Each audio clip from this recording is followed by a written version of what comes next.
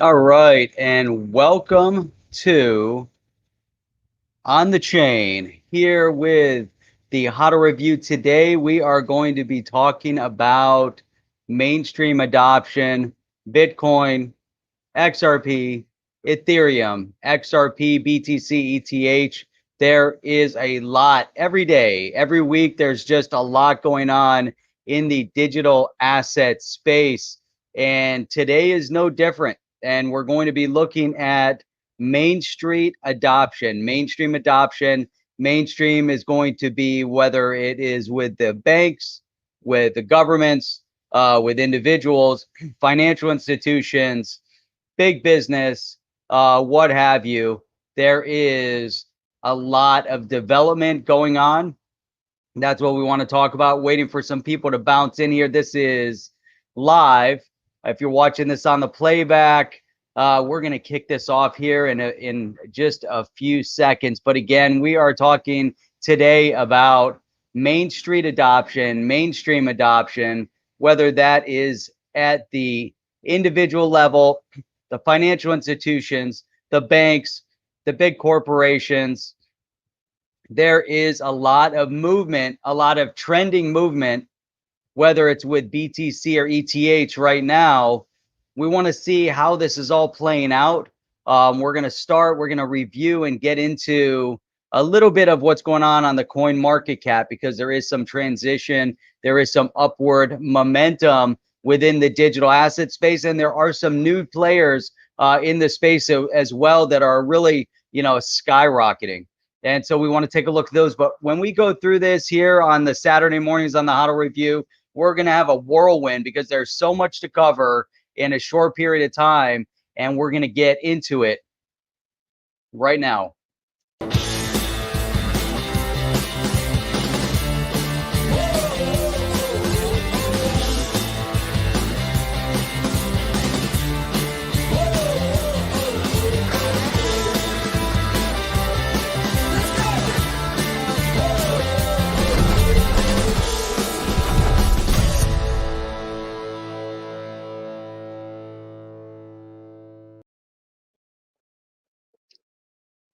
Got some of the Death Wish this morning, and you got to grab. So make sure it's early. That's when we do these live streams. Run out, get yourself some espresso.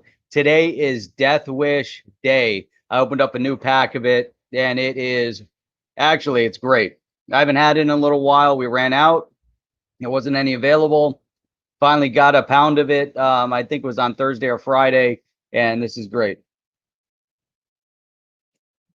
So let's turn to the first thing I want to go over today. I want to go through the crypto space. Oh, let me go find my stream thing here. Let us go to the share screen, and we're going to pull this up. I think this is a good place to start for today's discussion. And there we go. Look at this. So as we start, breaking this down a little bit, we're starting to see momentum. We're starting to see excitement in this space. I think it's, as we look at it, adoption is going to bring it to all new levels, and we're going to get into that today. But overall, when we start seeing the growth and excitement and development in this space, you see Bitcoin keeps pushing new limits on its way back to 20,000. Will it get there? We don't know. But if you think about a month ago, it was sitting around 10.5. So Bitcoin is up about $5,000 in just over a month, in about a month and a half, month and 1 week. $5,000 gain on Bitcoin. That's a big momentum, big movement. And if you look at some of the individuals that got into this space when it was in that price range, you saw MicroStrategy buying about $450 million worth of Bitcoin at that point. They've added a significant number to their bottom line in a month, in 1 month, 1 month's time. Now, Ethereum's pushing new limits as well. There's been a lot of discussion, a lot happening. I think they just rolled out the Ethereum 2.0, whatever. They need to figure out some things within the functionality of the back end of Ethereum. but it's all for the good, all for the development of this space. One thing that we're seeing is that Ethereum is no longer on its own. Ethereum now has some major competition coming in. One of the big competitors, as we had spoken about before, is Flare. Flare is definitely going to put up some nice competition. There's others within the smart contract space, but we'll get into those later. Tether, look at that. Tether always sitting there at that $1 mark. Not always. That's not true. Still amazes me, I guess, from a market cap perspective. That's how they're rating this. That's why Tether's at the top. USDC is gaining a lot more momentum as a stable coin pegged to the US dollar. I think that overall, if, with the issues that Tether had, I'm still a little bit surprised that that there's still the utility of Tether. I guess it was first in. That's why. If you look here, XRP is making a little bit of a momentum over the past 24 hours, past 7 days, up almost 10% in 7 days. Was hovering around that 22, 23 cent mark. So again, look at this. We're seeing this now. Next week we could be sitting in a completely different position where everything's red again. But what's interesting are some of these newcomers like Chainlink making big progress. Bitcoin Cash coming back a little bit here. Binance Coin was down around $12, $13 not that long ago, up back towards getting closer to its all-time highs again. Litecoin making some momentum. It was down in the 40s. Obviously grew a little bit. Here's another new one, Polkadot, and we're going to talk a little bit about that one today. I think I pulled an article up about Polkadot that we're going to talk about today. And let's go through this list. Here's the USDC that we're referencing. Obviously, and here's another relative newcomer in the DeFi space. Wrap Bitcoin is basically just pegged to the Bitcoin. It's just another Bitcoin. So is it exact? It should be pretty much on the money, but not 100%, but it's close. Let's skip over Tron, Stellar, Crypto Coin, another one. Skip over that. Tezos, there's some news, that came out recently about a bank that's going to be utilizing staking of Tezos. We see Coinbase has been staking Tezos. We get down into some of these other DeFi coins that are rolling out, like DAI. So it's just, there's so much going on, so many things to look at. Now, here's one I wanted to point out. This one, we had an entire show just on YFI. Now, a video, and we talked about it when it was in the high 20s, went up to about 40. I looked at this yesterday. It was down around $9,000. $9,000. It went up 62%. 62. I mean, that's crazy. Again, this is in the Wi-Fi, the DeFi space, but anyhow. Look at that. It went from 9,000 and change to 16,000, 62% growth.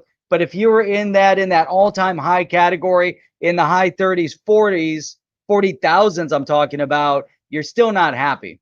You're in a really, really bad negative position right now. So now let me back up here because I want to point out one more thing, and then we're going to move on with our life. And it's Celsius. Now this kills me because I didn't buy Celsius. I was getting ready to buy it. I've been watching this thing since 38 cents. And it's grown. It went up to, the last time I looked at it was like $1.28, $1.38, something in there. And I said, I know this is going places. I know it's growing. I know Celsius, it's tied into, or the cell coin tied into what Celsius is doing over there. And look at this, $1.87. It's got a 7% growth.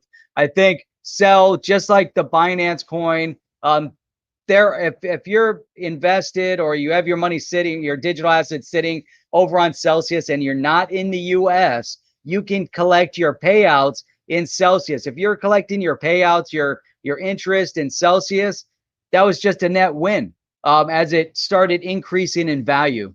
Now getting into it is a little bit more complex because you have to go over to, there's no real exchanges in the US to easily get Cell.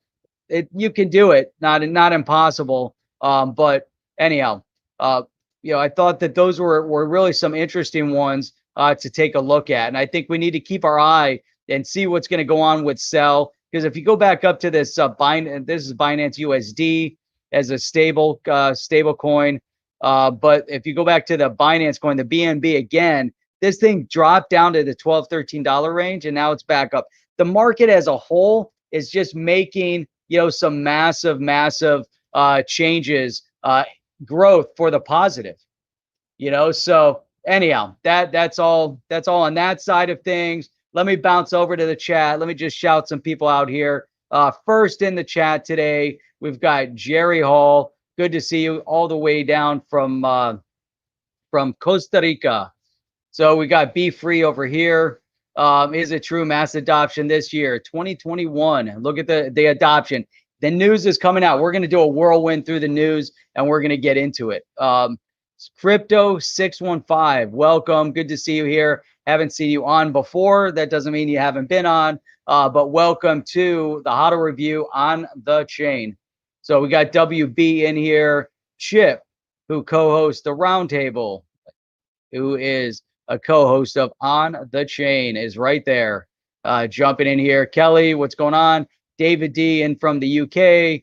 Barbara Taylor, glad to see you here. Look at there. See that? Barbara's drinking the Death Wish also. So make sure you guys run out and get some of this Death Wish. I think, what's crazy? I think you can find Death Wish at Target. Don't hold me to it, but I believe you can. So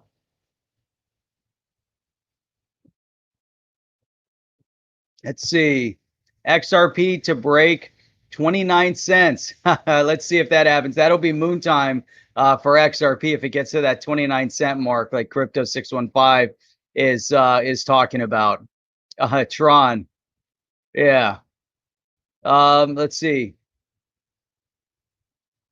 David D, I know. Exactly. And that I had him on.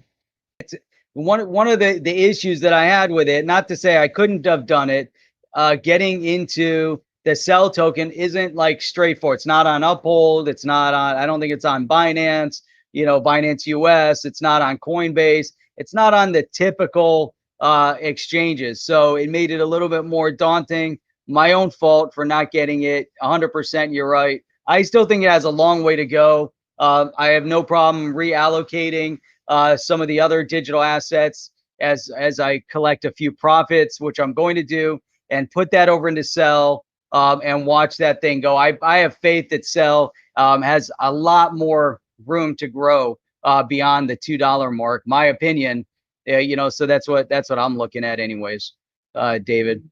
So we've got Etienne Van Eden coming in from Abu Dhabi again. Good to see you. It was great to see you last week as well. And then we got Michelle AA. So awesome. All right. What is this? XRP to 31, pull back to 29, and then to the moon. All right. Let's see if we can get to that 30-cent mark first, and then we'll be ecstatic when that happens. But here we go. All right. Phone is buzzing like crazy. Not sure what's going on here. Let me see here. Oh, great. All right. Just getting some notices of someone that had to have a test. Might be positive, might not be. They don't know. Anyhow. So, all right, let's get into some of this deeper stuff here. So I wanted to shout out XR Plumber had thrown up a tweet that was shared to a large group of us. But I thought it was interesting, reading through this, because this was the U.S. Justice Department going after Visa in order to block an acquisition of Plaid.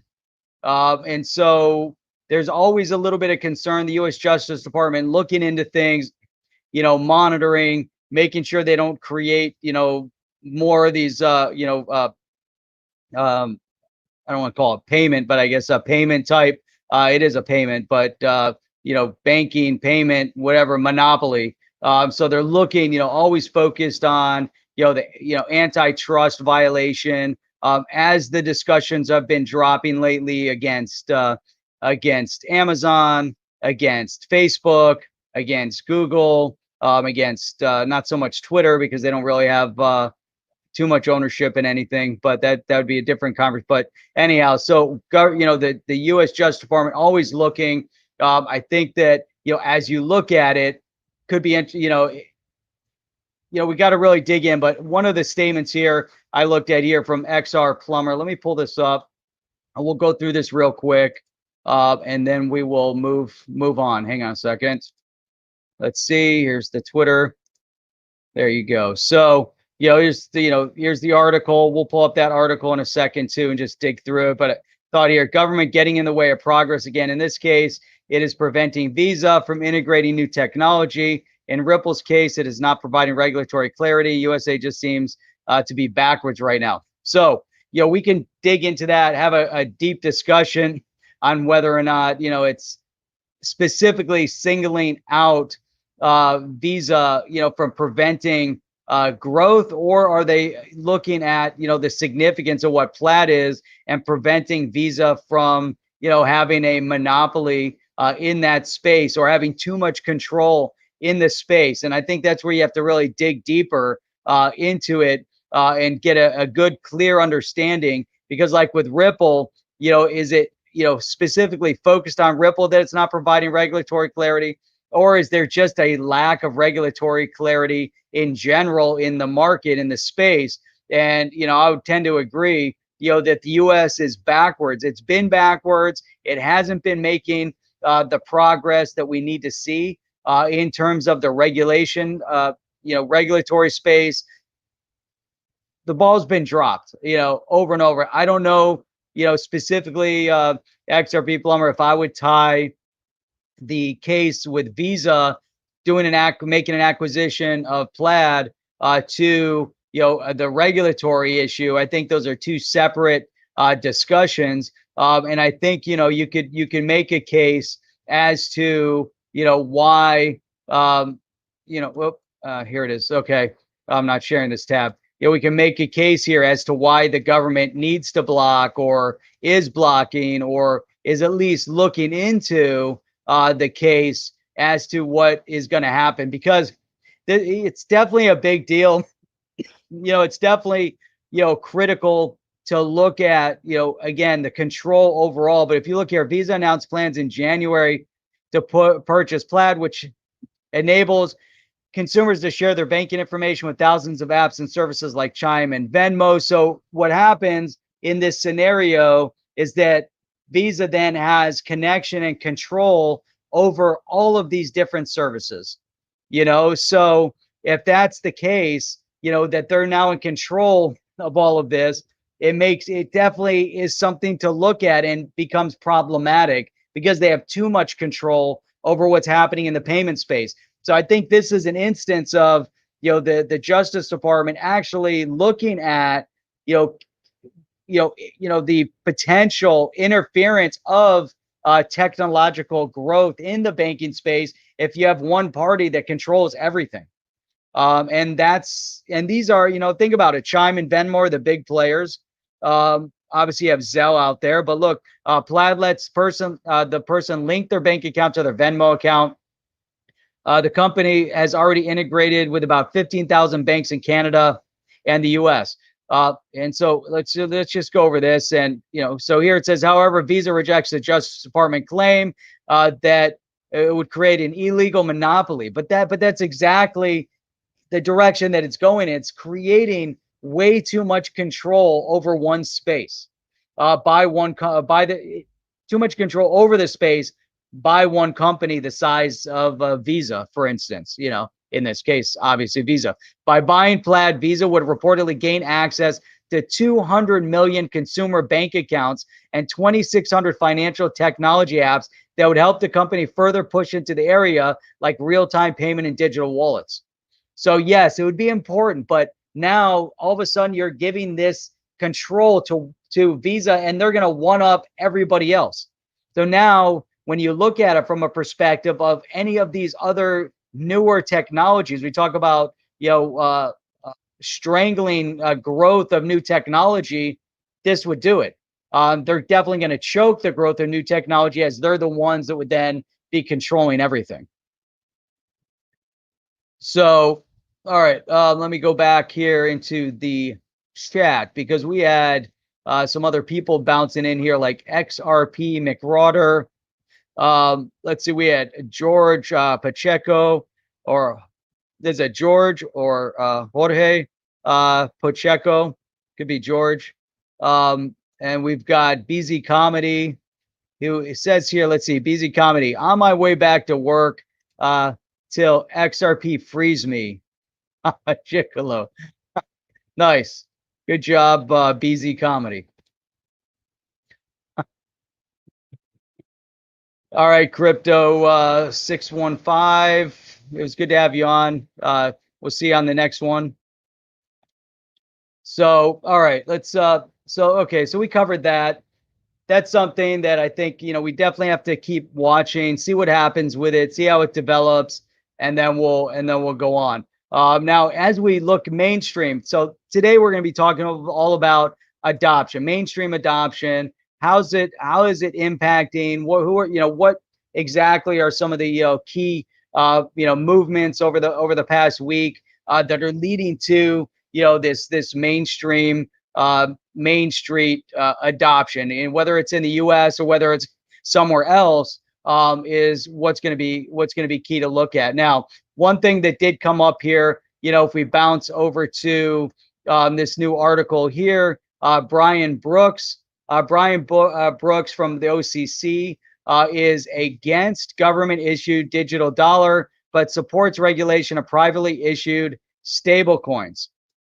I think that's a big statement, because one of the keys that we have, one of the key concerns that we have, this is already a week old. We might have already talked about this, but I think it was relevant to bring it up again, because here you have the director or acting director of the U.S. Office of Comptroller of Currency, or OCC, is saying that the creation of a U.S. digital dollar is a terrible one, because the government is not good at building things, which we all know that's exactly right.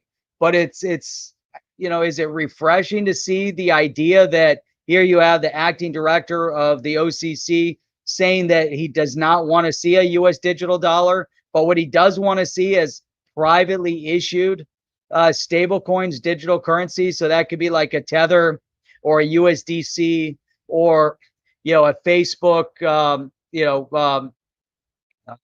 so those are all the things that we really want to look at and identify as we're going through this process. So what he's saying here is that again, the government doesn't build anything, and it's not going to build it well, and if it does have to build, it's going to have to go to a third party.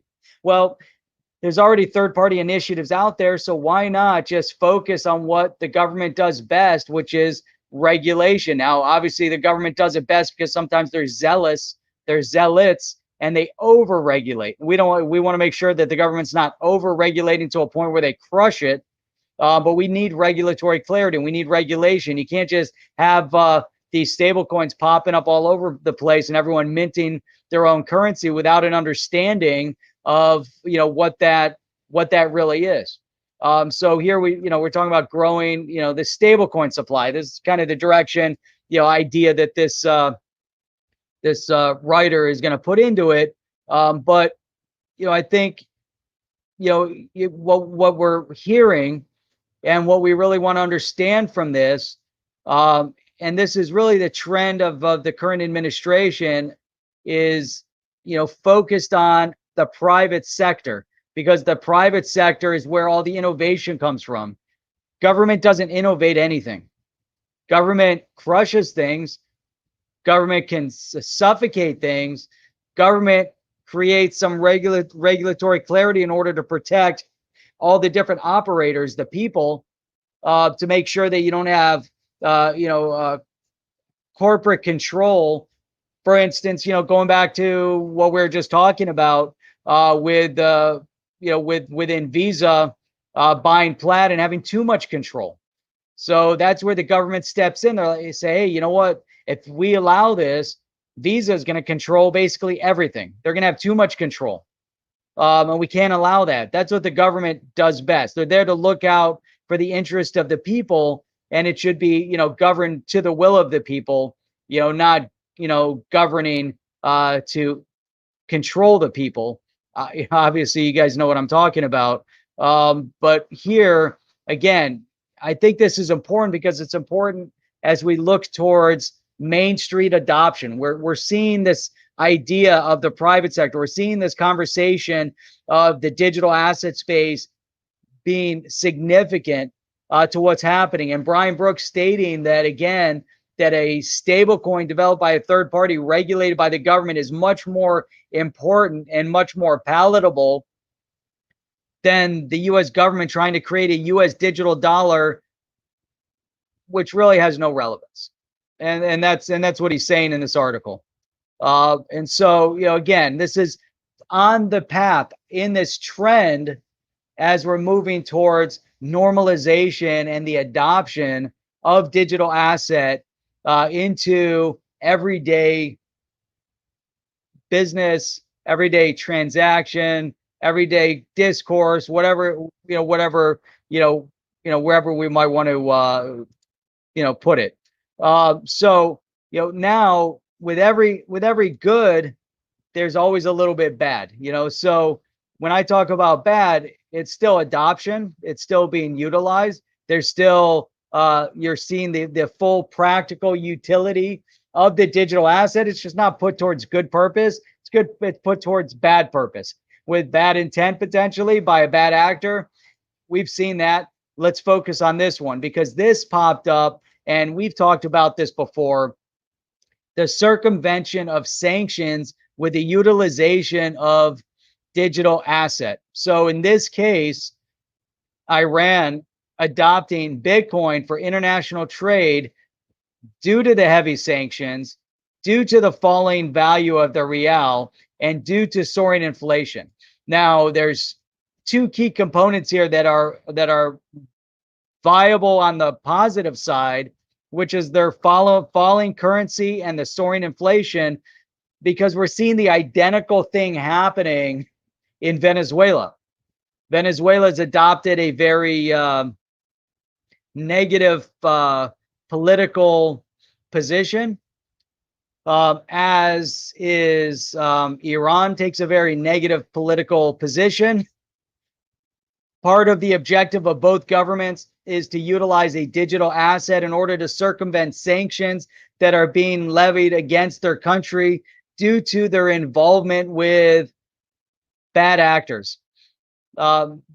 Iran with the support of terrorism, Iran with the development of nuclear weapons, Venezuela obviously with the reversal of their free country and soaring economic growth over the past 2 decades, 20 years of destroying a country that was once very prosperous and a major exporter of oil, precious metals and gemstones, as well as agriculture, to in Venezuela now being a needed recipient of handouts as a country.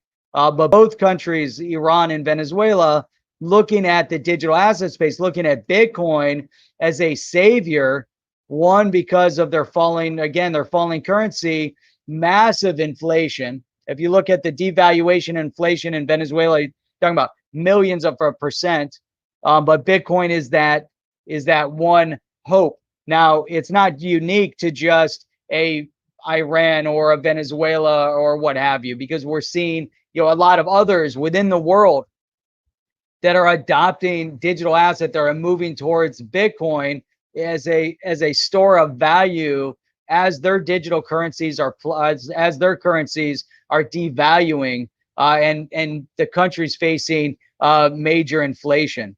So this is where we're starting to see this creep in of the Main Street adoption at the government level, again, whether it's a good actor or a bad actor, as well as on Main Street itself, as individuals are looking for places to put their money. So, all right, now let's just take a little bit of a sidestep, because one of the things that gets talked about a lot in this space is if it's you don't have control over the keys, then the crypto doesn't belong to you. So one of the safe places, the safe havens for investors has always been the ledger. Now, when there's fraud, and fraud doesn't stop just because you have a ledger. And this article came out on Cointelegraph yesterday, where ledger owners lost 1.1 million XRP to a scam site. Now, you always have to make sure that you're taking everything that you read and do a little further research before you send anything. There's no such thing as free money, free handouts. It doesn't happen. Now, we have to be very, very careful about receiving emails with links to go anywhere. The one thing that we know regarding email is that we've been attacked with scams for years, with emails sending links to say, please log into your account because there's something wrong. Never, never, never click a link in an email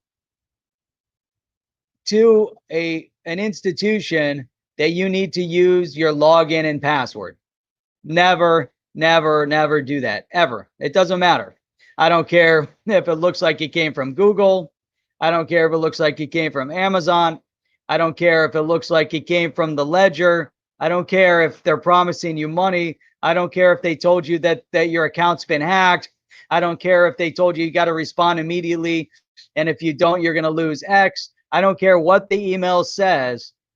Don't ever click a link from that email. All you need to do is log into the website, log in with your password by typing in the URL of the URL, type it in your address bar.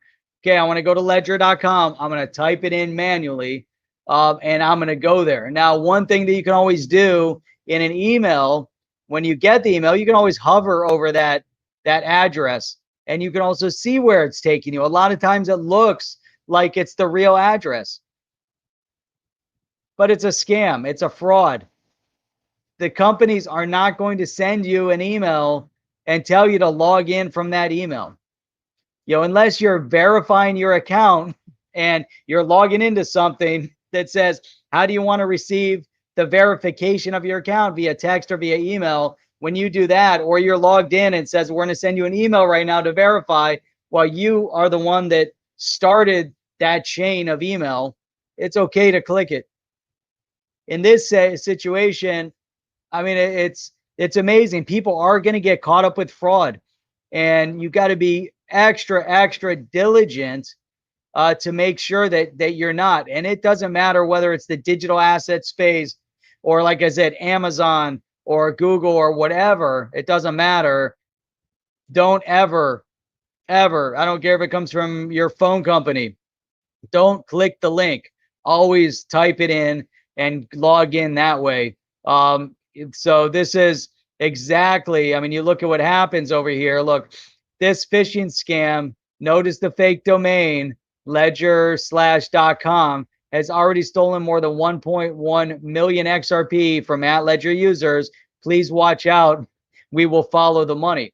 Yeah, so now they can follow it. Now, fortunately, there's companies that will allow you, that will get actively involved nowadays. These forensic companies like this one, this one I think is more of a private organization or a private group of people that are researching and tracking and doing whatever. But there's actually companies that do that. So I think it's really critical, and you'll see some of the responses that say, don't do, look, poor planning, not registering similar domain names, bit of a schoolboy error. I don't think so. I disagree with that. You don't register every possible little thing like a ledger/.com,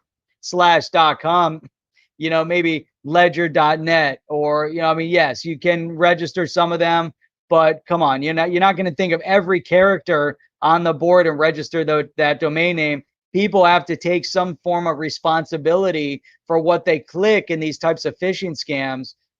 You know, it's you guys aren't even seeing the Twitter thing I'm reading, but I guess it's right here anyways on the screen. But I opened up the Twitter and I was looking at some of the responses that you can't see over here. But anyhow, so that's how things turn.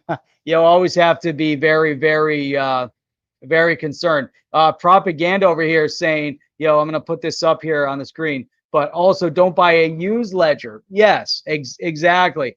Don't buy a used one, and don't buy it on eBay. And if you can avoid it, don't buy it on Amazon. If you're going to buy a ledger, go to the Ledger website and buy it on the Ledger website. You don't want it. Yeah, and that's a great point. Don't buy a used one. Don't buy it on eBay. Don't buy it on Amazon. Make sure 100% that it's legit, that it's coming from the right place. So, yeah, propaganda's got a lot of good points here. But look at this. I'm going to put this one up because Dakota Shipley over here, enjoying my first cup of Death Wish coffee today. Had to try it after you guys and Kevin Cage were talking about it. Tastes great. Awesome, man. I'm glad you got it. That's awesome. Okay, let's see here. Is Flare distribution free or a marketing expense? I think the latter. On the chain, no free lunches. By the way, I think it will be really, really low valued when distributed. Do your own research. I agree. I don't. That's a good point. When it comes down to Spark with what Flare is going to be doing, I can't imagine, and anything can happen. Like you said, I've been kind of in that same thought process that it's not going to just blast off in value, but how low can it be? What is the objective? How much do they really need it? Like you said, is it a marketing thing? I think it's more of a marketing scenario as well, because how better to get the word out than to tell people you're going to give them an airdrop. To them, to do an airdrop doesn't really cost much, so they could have distribution of the digital asset. I don't care, even if it has a value of 20 or 30 cents. Let's say it's equal to an XRP as an example. Doesn't really cost them much to distribute it at that point. Big marketing play, and we'll see how it plays out after that. Exactly. Yep. Let's see. Here you go. There's no reason to fear the Spark drop. Ripple has vetted it. Yeah, I wouldn't be overly concerned about the Spark drop. I think what we will see is where you have your digital asset when they do that last snapshot in December, whether you put it over on Celsius, whether you keep it on your ledger. I read yesterday that you can keep it on Uphold. I don't think Coinbase is participating, but at least at least you can get it. If you have your digital asset over on Uphold, you'll get the drop too without having to do anything. So that Fledger Chip sent me with the seed words in crayon isn't any good. Yeah, you might want to avoid that one. You can't trust when Chip sends you something like that. I would definitely stay away. All right. So what is up, When Mullet? Good to see you in here. Let's see. All right, we got also. Hey, Morton. I made that. Did you see the videos that we did? I know you were the one that had recommended it the last time, but we talked about Spend the Bits. I don't know if you saw the videos over on the other channel, and then on Wednesday we actually had the CEO of Spend the Bits on, and we dug into it a little bit. Not sure if you caught that one, but just want to give Morton a shout out. Morton was the one that actually recommended that we look into Spend the Bits. So, but here is Zcash having in 11 days. Might see some movement soon. Yeah, it's another one I don't have. I know a lot of people talk about that one. So,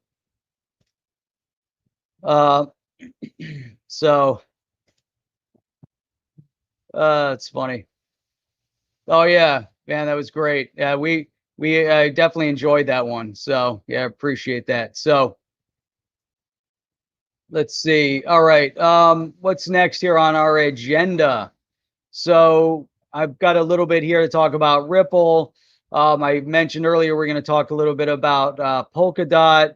So Polkadot, I don't know where to put this one. I'm not sure, what category to place this in. Let me see where to go. Here we go. This is this is what Cointelegraph, DeFi on Polkadot, an alt chain with interoperability on the horizon. So let's see, the Polkadot platform only launched its mainnet in May, but it's already pushing to become a major competitive force in the sector. In late August, following a DOT token redenomination, Polkadot smashed into the top 10, overtaking established coins like EOS and Litecoin. Yeah, so yeah, the Polkadot digital asset is doing well. Where's the interoperability? A competitive DeFi platform.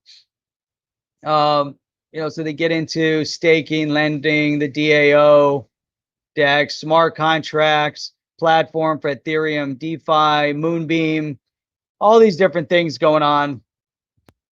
I don't know. I'm still trying to do this, my due diligence on DeFi. Got the digital asset set aside, or I put a bunch into USDC, and I'm just waiting to pull the trigger on something. Space is like it's all over the place, but I just got it sitting in USDC, waiting to do something. I was planning on moving it over to sell. I had all this in, again, USDC. It's going to move it over to sell. Had that ready to go, and then I was going to move it into DeFi. Now the market's all crazy, so I just got to select something and move it there. So, yeah, Dakota, man, thanks for checking in with that. So, let's see. All right, let's go to all right, what were we just talking about? We're talking about that one, Ripple. So Ripple, now, there's a lot of talk about what, where Ripple is going, and I think we discussed this last time too. We've discussed this a lot, but here we have more investment from Ripple. Now Ripple, obviously XRP, what's going on? Their primary objective, whether it's Europe or Southeast Asia or whatever it is, there's a lot that still needs to go on. Forget about all these ads that are in here. This is on the Daily Hodl. But anyhow, I like pulling, they put pretty good articles up. Ripple is sharpening its focus on the dynamic payments landscape across Europe. And now, see what they're doing here. They're looking for an executive reporting directly to GM of RippleNet to help lead efforts in the region and support our fast-growing team in London. There you go. So this goes back to where we're talking about where's their next office going to be. Look, Ripple's advertising for an identical position based in Singapore to lead its Southeast Asia efforts. So one of the things that we had talked about when they're saying, oh, where's this new office going to go? Is it London? Is it Asia? Where's it going to go? And I look at it from a perspective of, if they're going to grow in that space, they need to invest in the manpower and the regional offices to focus on the growth of that space.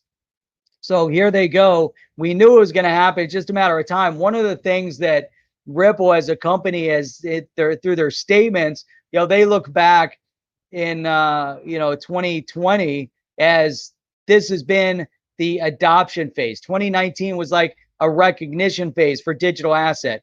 Now we're starting to see more adoption for Ripple anyways, because you started seeing more banks and financial institutions getting into RippleNet, testing RippleNet, Cambridge, approving RippleNet as a positive solution, utilizing ODL.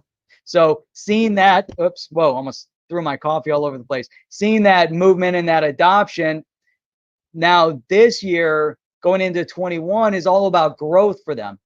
So now they've got the proof is on the ground. Now they start growing the market. In order to grow the market, you need regional influence. You need regional offices. And that's the direction they're going in. So is Ripple growing? Yes. Is it growing to the benefit of an XRP digital asset with utility? That hasn't happened yet. XRP is moving on its own. It's maintaining the low volatility in that digital asset, which makes it a very relevant digital asset when you look at it from being, a mechanism on the XRP ledger that allows for the interoperability of the movement of all these other financial things that are going on around the world. So let's see.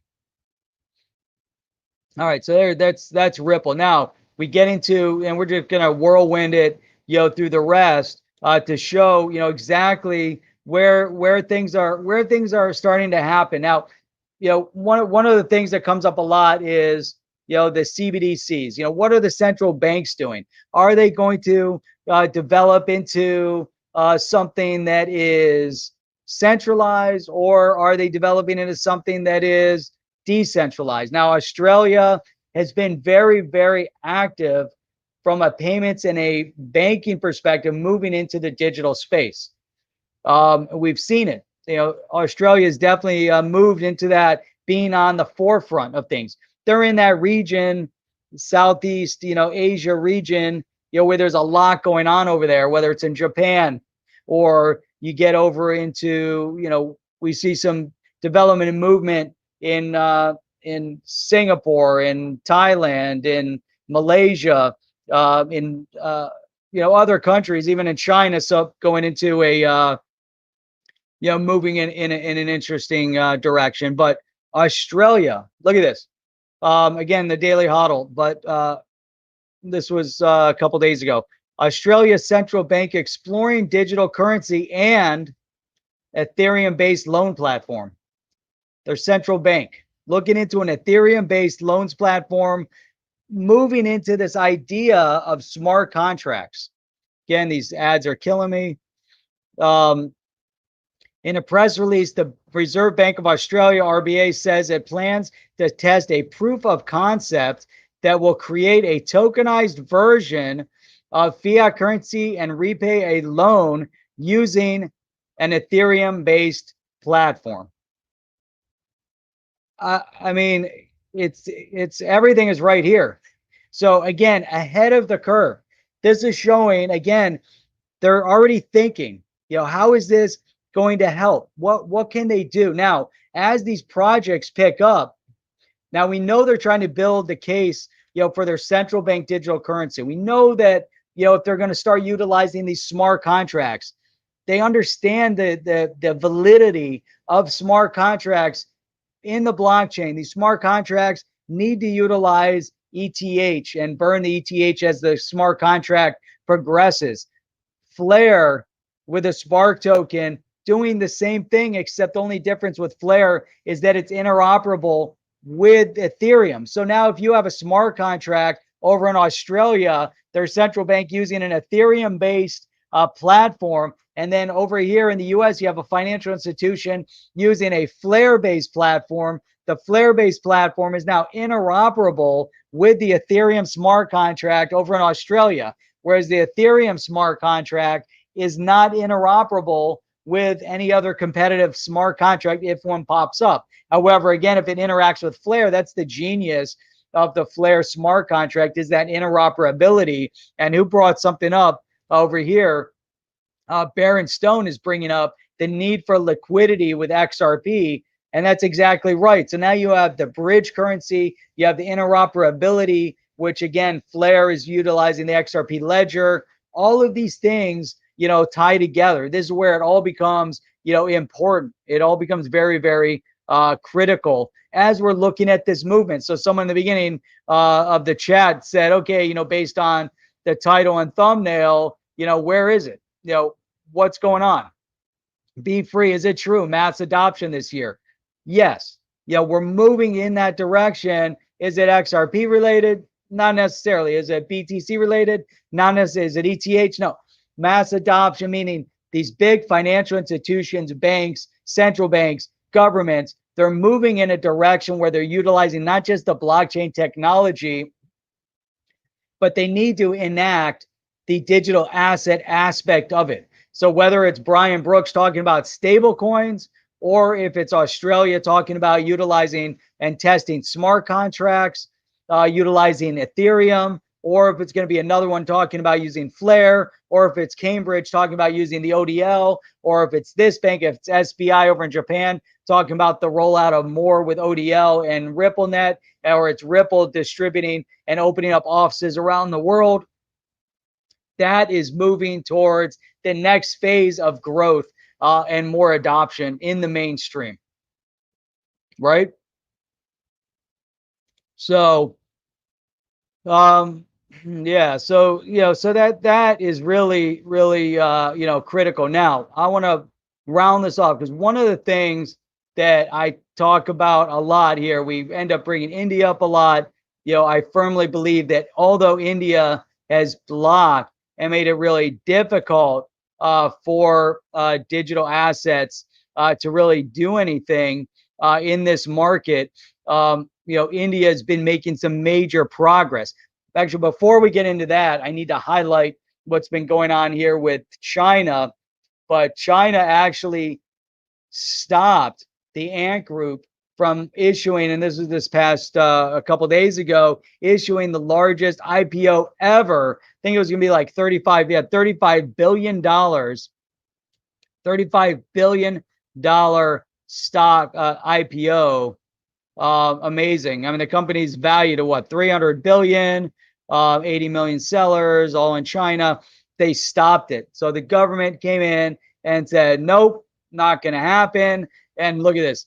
The move is being interpreted as Beijing punishing one of the planet's richest men, Jack Ma, for earlier running his mouth. I don't know, but obviously he did. He was very outspoken. There's a lot more to it. And so this is where you start seeing, it's interesting. You see, the tension of something like that going on over in China.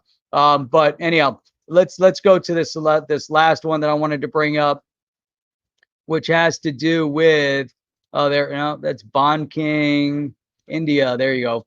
I think it's cool, but there's a fintech creating inclusive services for rural underbanked.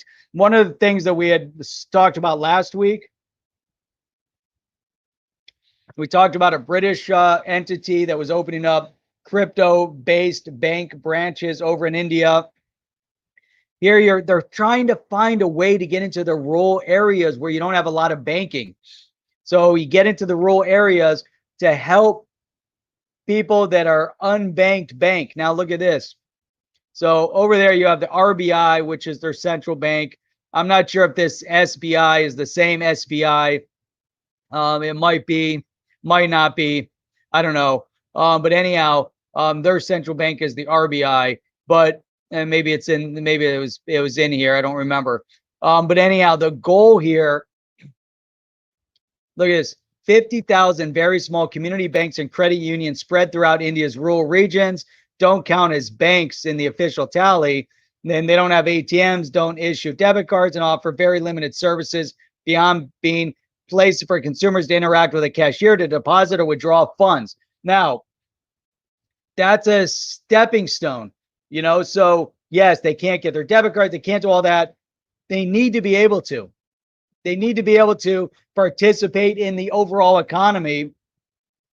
These bank branches from the company over in England opening crypto exchange branches in India is it fits into this whole narrative, allows people to participate at a much higher level because most of the time they deal in fiat. So now they're going to move from fiat to actual banking to actual services. And that's the transition point. If it can be done in India, it can be done anywhere else. So, again, going back to mass adoption, Main Street, things are moving in the right direction. That I just kind of laid it all out there. You guys have your own ideas. Oh yeah. State Bank of India. You're right. Yep.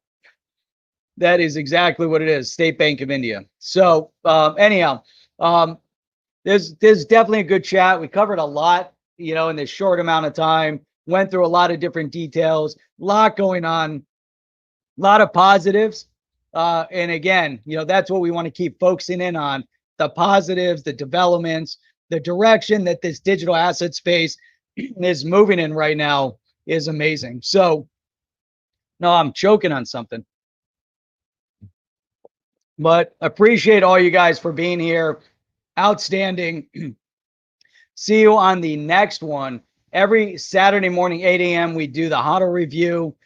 Every Sunday evening at 8 p.m., we do the roundtable. Planning on a roundtable for tomorrow night with Chip, and we will have lots of topics to discuss. If we don't see you tomorrow night, maybe we'll catch you during the week. Check out the other channel. We have short videos on the other channel. Go check that out. Until next time, I will. I guess that's it. I'm just trying to find the out here. But man, again, thanks for everyone being here, and we'll see you on the next one. Have a great weekend. Are you down with OTC? Please like, subscribe, and click the bell to be notified when the next video drops.